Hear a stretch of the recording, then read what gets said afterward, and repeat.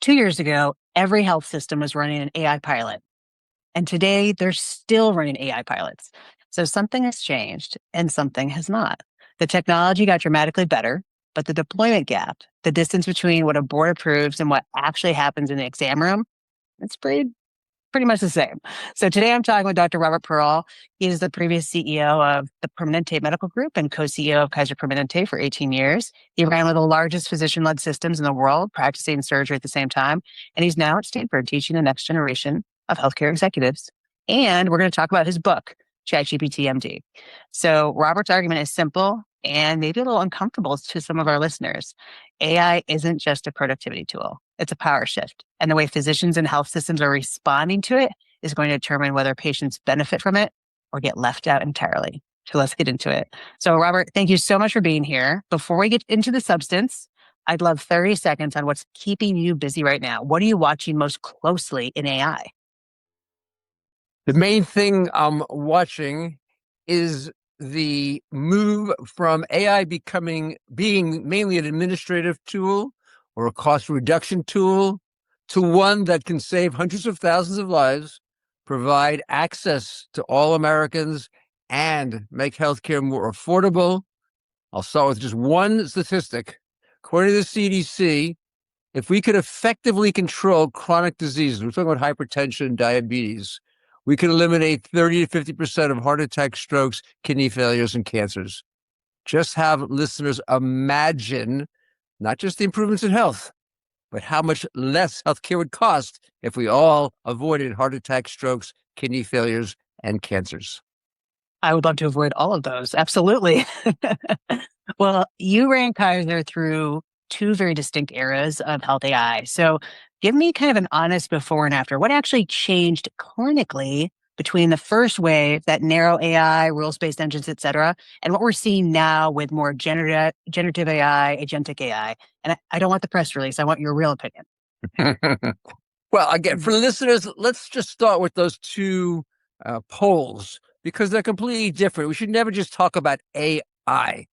So narrow AI that you're referring to is when the computer application takes a data set, maybe 10,000 mammograms, 5,000 show cancer, 5,000 are either normal or benign disease, and then it finds 30, 40, 50 different slight variations in these two data sets between malignancy and non-malignancy. And with that, it assigns a probability factor. And now when you give it more mammograms, it's able to tell you with a high probability, in fact, about 10% better than doctors, whether it's cancer or not cancer. Generative AI is completely different. It's not given data sets. It's taken trillions of words from the internet, from online sources, from textbooks, from journals. It has all of the information that doctors learn in medical school and in residency training. And then with that, and about 2 billion parameters, it's then able to answer any question. It's able to personalize it to you. And I want to say the subtitle of my book, ChatGPT MD, is How AI-Empowered Patients and Doctors Can Take Back Control of Medicine, because the patient has to be first. And that's what is different. And I don't know anyone in the United States today who is using a generative AI tool to empower the patient to be able to both manage their own chronic disease, to understand and diagnose their acute disease. But we also do know that about a third of Americans are doing that on their own. So we are at the dawn of a new era. So when you think about boots on the ground physicians in the exam room, how do they experience medicine today differently than they did 2 years ago when we were in that narrow space? Or don't they? Well, the biggest thing they have right now is ambient listening, chart generation. So 2 years ago, they were staring at the computer screen, typing away, and today they're able to look at the patient and have the information available. That's a major advance. I don't want to in any way minimize that. But, well, there's a second way they're using it in the exam room today, which is that there's a couple of sources of information. One's called open evidence, one's called up to date, which allows them to consult. And about 2/3 of doctors today are consulting it in the exam room when they are stumped. Because remember, Medical information is changing. It's doubling every 72 days. There's no physician who can keep up. When you see a complex patient who may have a rare disease, you need to have that information. You would have normally gone to the library, researched it for a couple of hours. Now you can get it directly on your computer.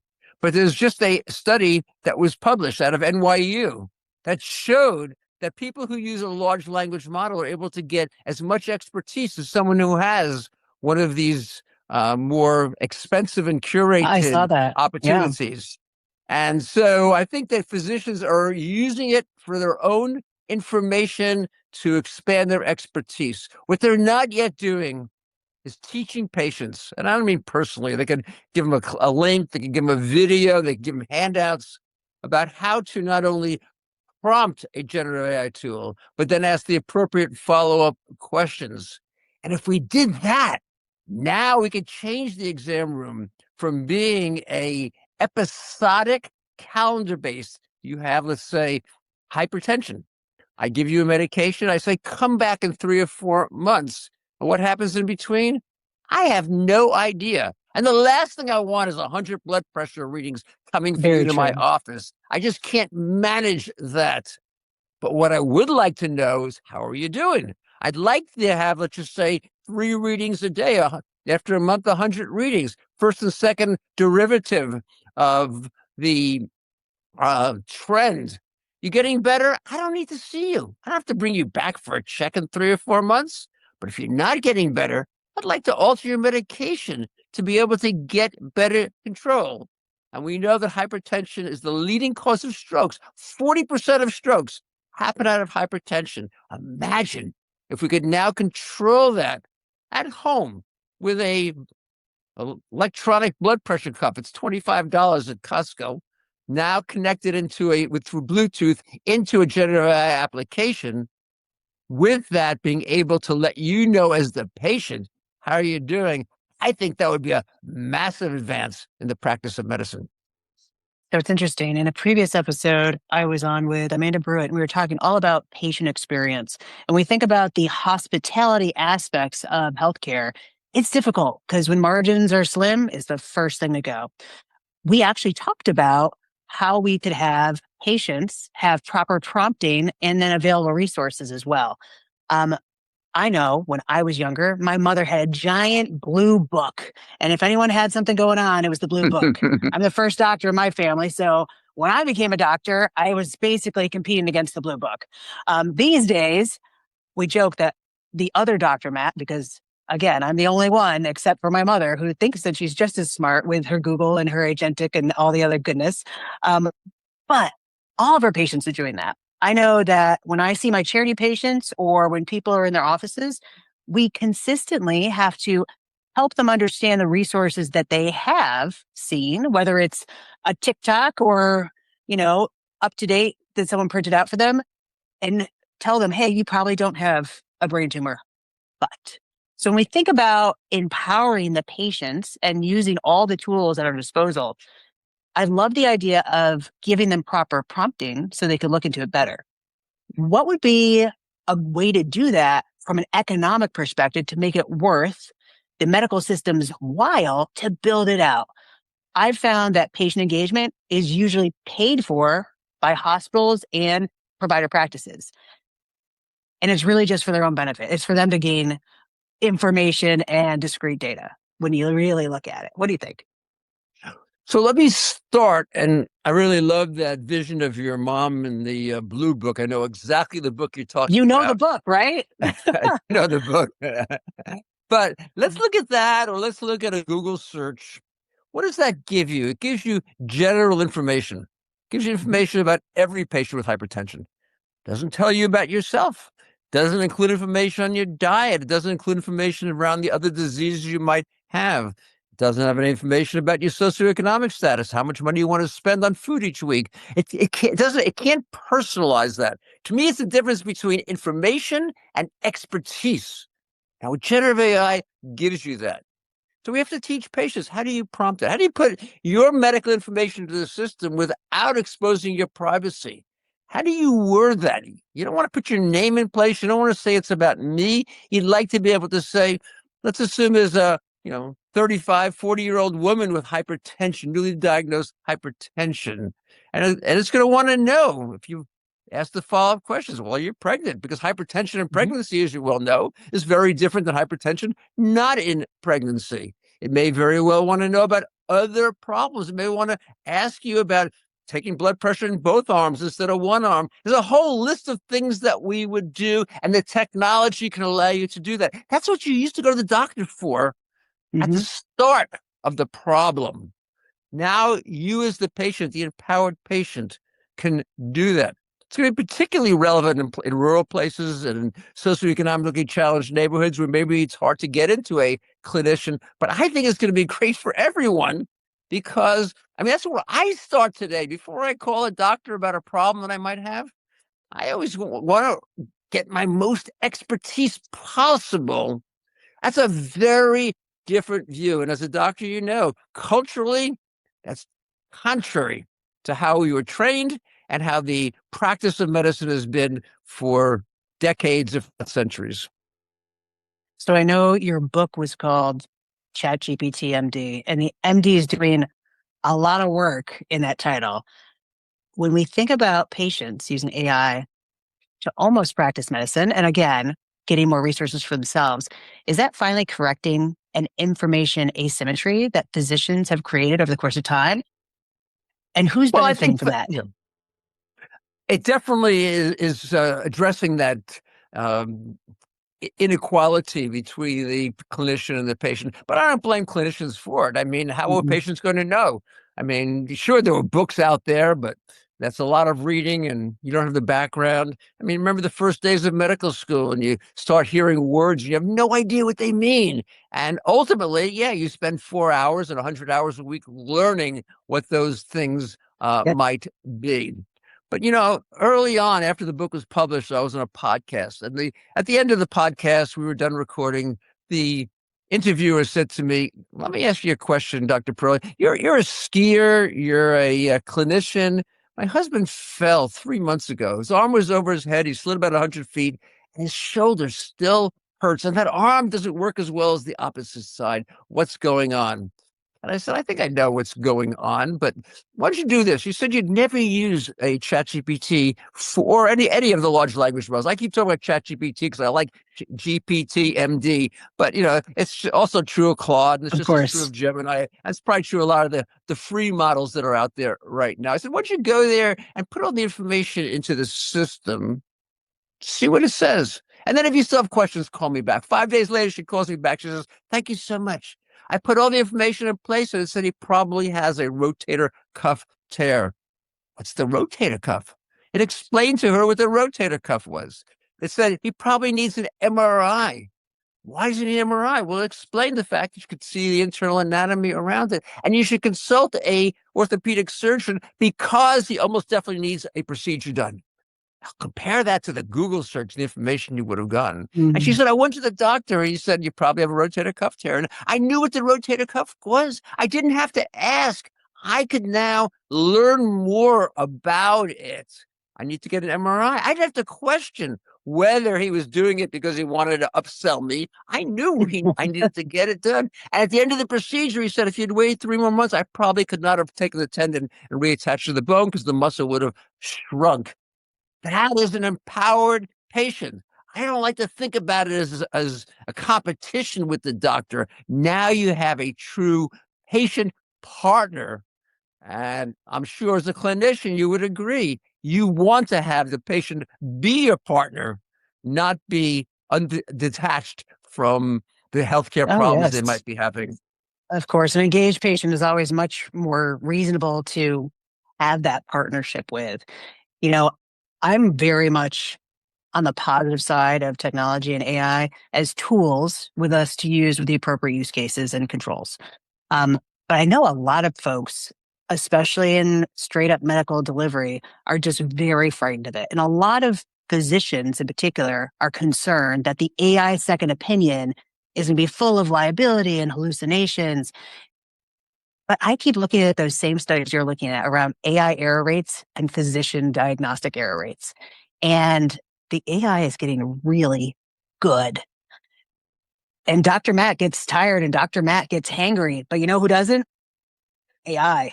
So when you think about your most, I'd say, disillusioned and skeptical providers, what are your thoughts on how to help them come along on the ride and give them that peace of mind? Well, the first thing I say to everyone, whether they are a provider of care or a recipient of care, and of course, many of us are both, is try it out. If you're a patient, access the information and see what your doctor says to you. You're going to be surprised 98% of the time, based on a lot of the data, it's going to be exactly the same between the two. And as the provider, pretend you're the patient. Put the information in place. See what it would say. As I say, fortunately, I won't violate HIPAA because it's about me. I'm in very good health. I don't have any chronic disease and I don't have any other problems, but I'm a runner. I run a lot. And I have a lot of running injuries, and running injuries Yeah. are annoying. And as runners, you don't want to stop running. So before I call whether it's the podiatrist or the orthopedic surgeon, I check with ChatGPT. I want to know as much information as I can. And I can tell you that at least over the past 12 months, there's been no difference of opinion between the two. Almost identical, or at least as similar as if I saw two different doctors. Every clinician has a slightly different take on things, but overall, the message is exact. So first thing I would say is actually try it. But I'm now going to say a second part. And this I say more to the industry than to any individual. The time has come for us in medicine to recognize the challenges that we have in the care that we provide. 400,000 people die annually from misdiagnoses. Another 250,000 die from preventable medical errors. We control chronic disease, hypertension. We control 50% of the time. When I was the CEO in Kaiser Permanente, we controlled it 90%. How did we do it? We had a lot of nurses who were calling patients all the time, checking their blood pressure. It can be done. We have the medications. We have the tools. Why doesn't everyone do it? It's just too expensive. Why did we do it in Kaiser Permanente? Because we were capitated. We were prepaid. We did best when the patient stayed healthy. Rest of the world, no, it's fee for service. And that is not the outcome that is there. But that doesn't mean it couldn't get done. And as soon as we start to say there may be as many as 1 million lives lost every year that we could prevent, could help, could keep someone alive, now we start to see this tool differently. There was just a really interesting breakthrough with a generative AI tool, actually from OpenAI, that looked at what's called the Erdos problem. This is a mathematical problem Yep. that had been around for 80 years. It asks how many dots can you put on a piece of paper, all equidistant from itself? And Erdos, 80 years ago, said most likely it was a very geometric design, horizontal lines, vertical lines sitting in play. And he challenged people. He offered a financial prize to anyone who could prove his theorem, or his hypothesis at least. And no one could. And now this problem is given to a generative AI tool by OpenAI, and it came up with a solution. And it did it by combining geometric expertise with algebraic number theory, something that would never happen because you have specialists in both areas, but they don't communicate with each other. That's medicine today. And I think that we can now learn from that. But if you look at the response that the mathematicians had, they saw it through their own life.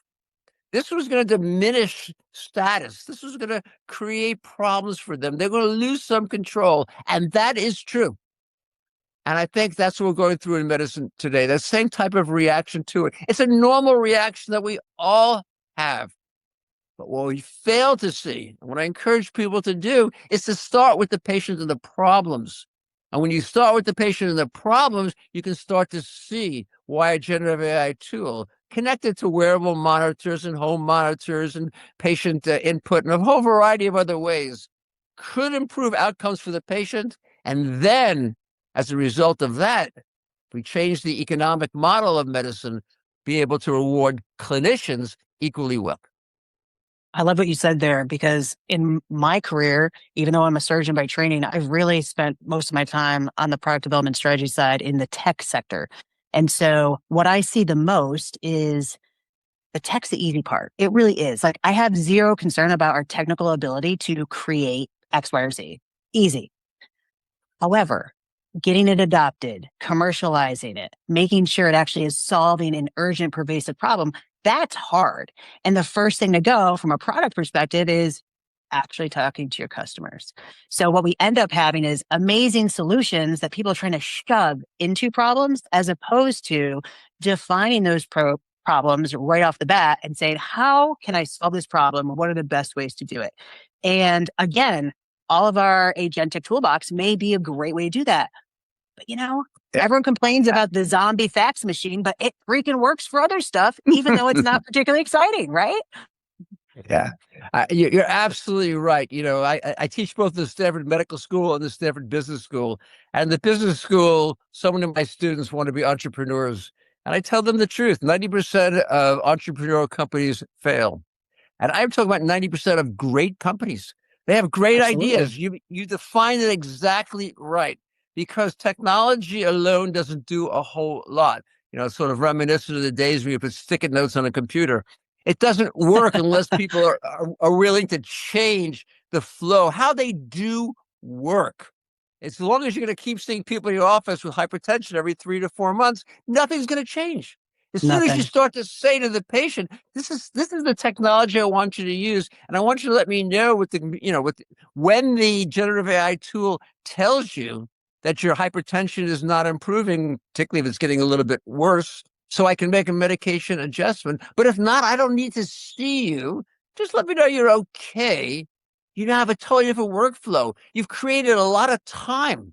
Maybe a third of your patients don't need to come in. And a third of them can be managed with a simple email or a video visit or a very short way to change the medication. But now you have the time for the third who really needs your expertise, because their problems are very complex. And they don't have just hypertension. They also have diabetes. They They have also everything. have psychological, a little bit of depression. They have a whole series of things, to say nothing about Yes. the environmental factors sitting around them. So that's where I think the opportunity goes. But as you said so well, you've got to redefine that workflow. And that's difficult and challenging for anyone. When I look at the American healthcare system, I, of course, would love to just burn it down and start from scratch. But we have patients who need care right now and yesterday. So we can't do that. So I'm very pragmatic in my approach, because I think we have to just utilize the existing system as constraints and therefore build with it.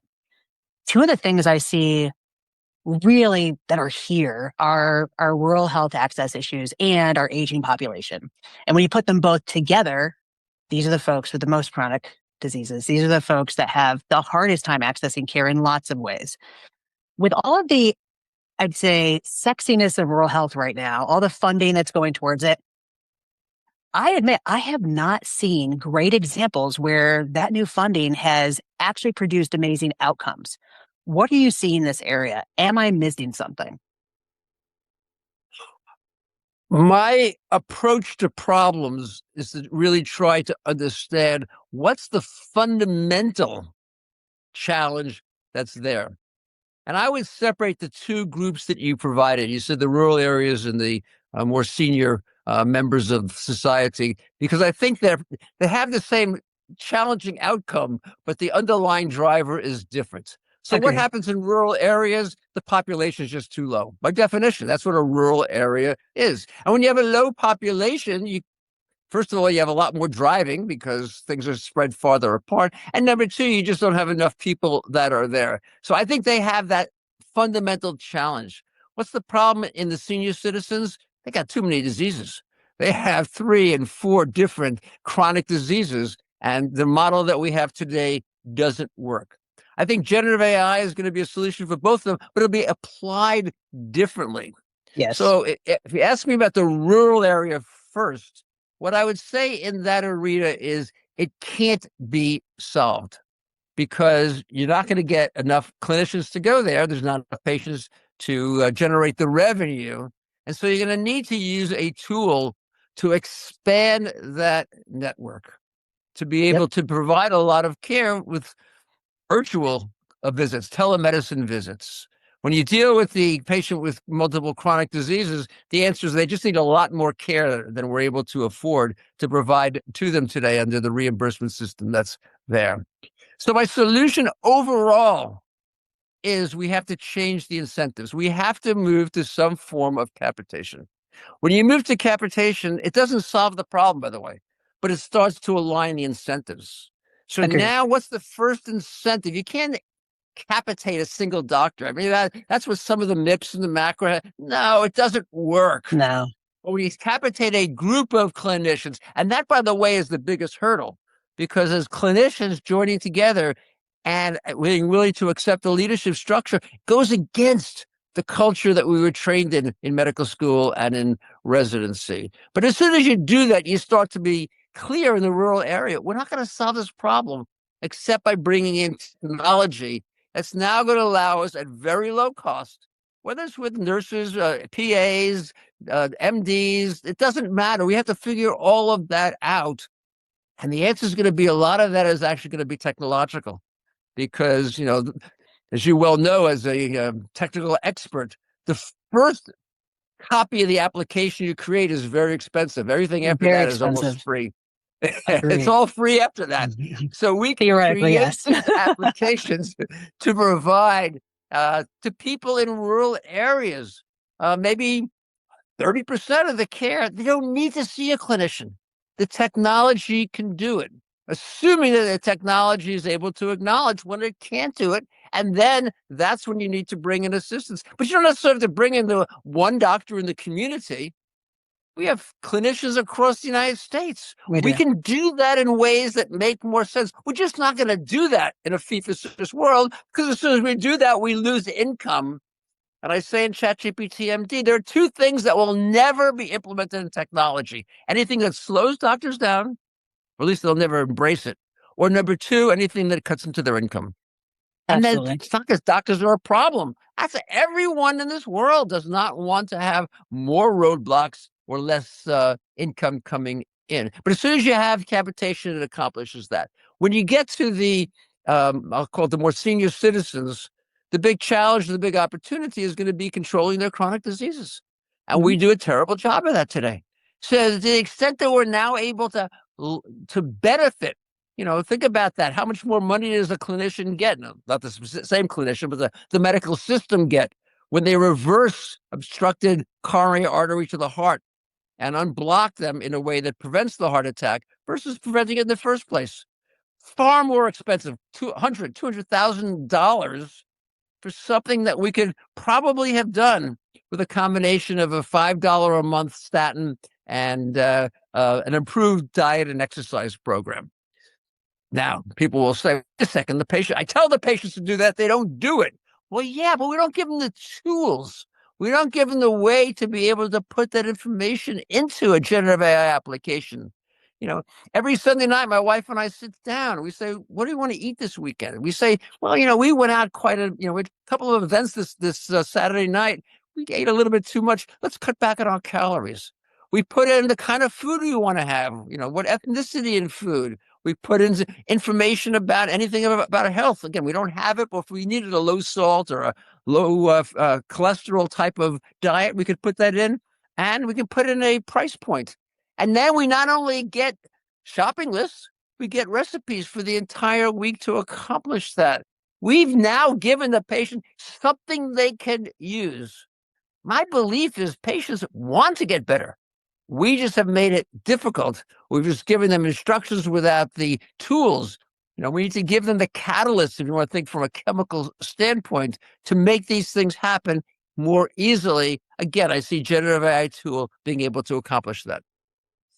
So after our call here, I'm literally driving to a board meeting for a small healthcare system. And when we think about capitation, of course, it makes sense. More predictive methods, prevention methods. Now we're really eating our own dog food. But how, even at the board level, could we even consider those kinds of changes from the system we're using now? What do you think would be the best ways for hospital boards or other leadership within healthcare to start to make that change? We don't need more MIPS and macro. We don't need more meaningful use. We don't need anything like that to push us. How can we, as business professionals running these systems, make it happen? Well, it's very hard. It's like a relationship. It's very hard for one person to adjust the relationship. You need two people. So the first thing I would say is there a willing insurer? Is there a payer in some way? Maybe a self-funded business? Is there someone in your neighborhood willing to partner with you? And if the answer is no, the answer is you can't do it. But if you can find someone who's willing to do that, you need to create a financial relationship because as you well know, if you make all these changes to chronic disease, to hypertension and diabetes, you don't see the reduction in heart attacks, strokes, kidney failures, cancers for about 5 years, Yep. sometimes 10. But there's a lag. And you've got to be able, as a health system, as providers of care, you got to pay your nurses, you got to pay your staff, you got to pay your electricity. You need to be able to manage across that. The best I can come up with a model, and I can't find anyone who's yet done it, but I'll encourage you. You can tell me, is to say, okay, for the next 5 years, we want you to pay us the average of what you pay everyone else, whatever that is. Let's assume that for the mix of patients, we'll do all the usual kind of evaluation to make sure that it makes some sense. And that's what you're going to pay us. We're not going to send you any bills. And by the way, you just saved 10% of your revenue because we spend 10% of revenue on billing. billing and clothing. Yes. Yeah. And we're going to do a comparison of our costs against that average. And 5 years from now, we're going to split it with you. So if we spend more than the average as a result of this change, then we'll pay half. But if we spend less, then you're going to give us half. And I can't imagine that we will not drop that cost dramatically. If we just start with the fact we eliminated billing and claims, to be able to now share in that, that's in some way. And I could convince my physicians, though, again, every organization is different, that this is the kind of thing you do when you go with a private equity or someone else. But we're not going to go with someone else's private equity. We're going to do it ourselves. And yeah, we're taking a risk. I want to make sure everyone's clear about that. But I know you. I know how you practice. I have a 90, 95, 98% confidence we're going to win. And that's a good bet. And now you've got to get that at the board level, and not just at the board level, the leadership level. And most importantly, you've got to get it across your entire organization. So I don't know how big they are, how many people they are, but this is what I would do. It's what I did when I was the CEO in Kaiser Permanente. When I took the job, we had 2 days of cash on hand. You need 3 days to be able to meet the insurance requirements. We were in trouble. That's how I got selected. They had fired the previous CEO and they hired me to do it. And by the end of that particular process, by approaching it from the standpoint of how do we become not a sick care organization, but a healthcare organization, give great sick care, don't get me wrong, but how do we actually focus on those opportunities that were there? And that's when we brought in technology. At that time was the electronic health record. It's when we brought in chronic disease management programs. It's when we did a lot of the things that were going to be there. We got to the point where we had what we should have, 60 days of cash on hand. I love it. Well, we're getting to the close, so I want to make sure we have time for the lightning round. So a couple quick questions. So as you're teaching med students today, what is the number one thing you think that med students need to understand in today's healthcare environment? I think med students need to look at the future. We have to understand this is going to be now a revolution in academia. When med students arrived in the past, when you and I were in medical school, every one of our professors knew more than we did. Not anymore. Now today, that's what? Not anymore. That's exactly right. We don't have to teach them how to use the generative AI tool. They've already been using it for, quite a number of years, and the future generations will even be more so. But they need to be thinking about how can this tool be applied when they finish their training. Remember, it's 10, as you know, it's 10 years from now. By the time we do 4 years of medical school and 5 or 6 years of residency in a lot of specialties, general surgery is 7 years now, so it's 11 years. How are you going to use it? Huh? Think about this. You do a procedure, you send the patient home, so a outpatient procedure, and you want to know if the wound's infected. What do? Well, if it's red, if you have a fever, if pain happens, well, that's really subjective. How about a video camera looking at that wound every single day, evaluating it, asking the patient some questions?